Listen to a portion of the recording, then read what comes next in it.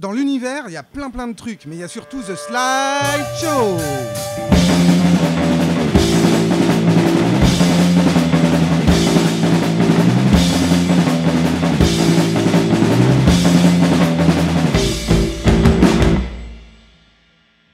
Aujourd'hui, tel le majestueux papillon de nuit qui, attiré par la première lueur venue, se transforme en merguez, je suis mort en allant frapper à la porte d'un aimable voisin. Je m'appelais Gontran Lariette et j'étais le sosie officiel de Bruce Willis.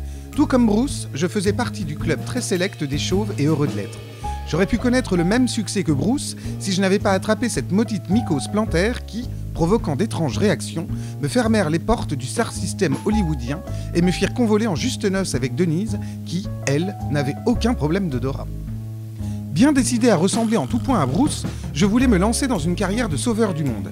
Mais comment faire ? Devais-je mettre une culotte rouge et apprendre à voler ? Non. À court d'idées, je me décidai à prendre conseil auprès de mes proches. Denise n'en pensant pas grand-chose, je me tournai alors vers mon voisinage. Ironie du sort, j'avais pour voisin l'aimable Harold von der Gutt, qui était le vague sosie de je ne sais trop qui. J'ai frappé à sa porte. Il m'ouvrit aussi sec en m'invitant à entrer avant qu'il nous voie. Moi je dis bêtement, c'est qui ça, il ? Il me répondit en me tirant par le bras que s'il le savait, il les appellerait par leur nom. Rassuré par la logique imparable de sa réponse, je suis rentré chez lui.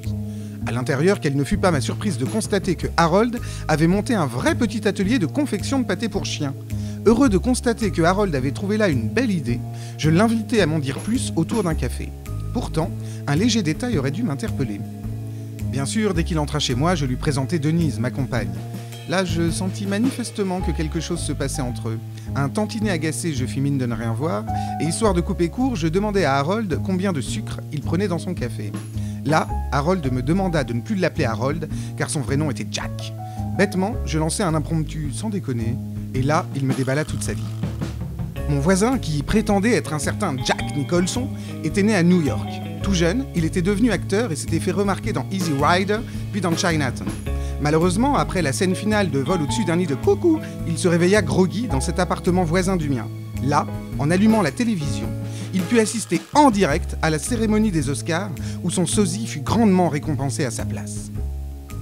Ne perdant pas le nord, j'ai lancé « Oui, c'est bien beau ton histoire Harold, mais moi, comment je fais pour sauver le monde ?» Il rit aux éclats. Puis, un silence glacial s'installa entre nous. Il brailla alors de ne plus l'appeler Harold, car Jack était son nom. Moi, je répondis poliment « Comme tu veux, Harold ». Il se remit à rire.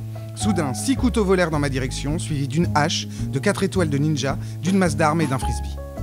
J'aurais pu, grâce à ma grande pratique du ninjutsu, éviter tous ces projectiles. Seulement, je fus déconcentré par le frisbee que je ne pus m'empêcher de saisir en plein vol. À ce moment précis, la hache, les 6 couteaux, la masse d'armes et les 4 shurikens vinrent figer définitivement mon sourire, et cela sous le regard médusé de Denise. Maintenant que mon voisin est en train de me démembrer pour faire de moi de la pâtée pour chien, je me demande bêtement si mes pieds vont rehausser sa pâtée d'un doux parfum fromager. Et plus sérieusement, je me fais du souci pour Denise car je sens bien qu'elle va passer un sale quart d'heure. Mais ce qui m'inquiète le plus, c'est l'avenir du monde, car comment va-t-il faire pour se sauver sans moi ?